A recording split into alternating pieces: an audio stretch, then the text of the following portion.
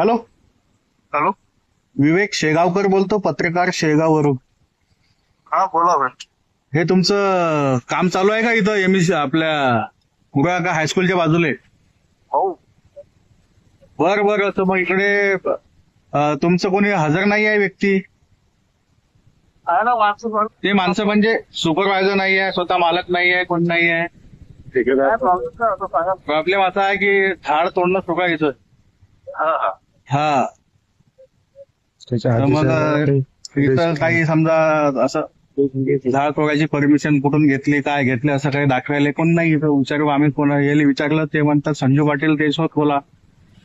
नाही बरोबरच आहे. आता आम्ही साहेबांना घेऊन आलो, मी ठिकाण साहेबांना. हा, त्यांना सांगितलं, म्हटलं यांच्या फांद्या छाटा लागतील. आमचे तुमचे ते नगरसेवक आहेत तिथे त्यांचं घर आहे. हा, त्यांनाही सांगितलं होतं. हा. त्यांनी हो म्हटलं होतं आम्हाला. नगरसेवकांना म्हणजे आता त्याची काही लिखित परमिशन तर लागेल की नाही? परमिशन आहे की आता काही आपल्याला अडथळा जर आला व्हायसाठी वरच्या आता इकडे झाड तोडायलाच मग हे अंध्या तर शक्य नाही आहे. एक तर झाड नाही, माझं भोगापासून तोडायला पाहिजे असं काही आहे काय? नाही नाही, मुळापासून तोडतच नाही आपण. सर्व तसाच घेतो आपण की बा जेणेकरून पर्यावरणाचं नुकसान नाही हो. तुम्ही आता इथं जर हजर असतं तुम्हाला दाखवलं असतं किती फांद्या इथं छाटलेल्या आहेत, किती तोडलेल्या आहेत, किती मोठ्या मोठ्या फांद्या आहेत. ते आतापर्यंत बरं तुम्ही ना, तुम्ही इथं कोणी हजर म्हणजे ऑफिशियल कोणी इथं हजर नाही, तिथं काम चालू आहे. ऑफिशियल नसतेच ना साहेब कोणी आलं. तुमचे सुपरवायझर बी नसते हजर.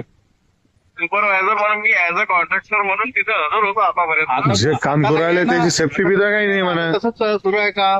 जे काम करू राहिले त्याची सेफ्टी नाही, काही नाही म्हणा. काम करतात माणसं, माणसाच्या डोक्यात हेल्मेट नाही, पायात सेफ्टी शूज नाही, तसे झाडा सोडून राहिले, तसे तोडून राहिले.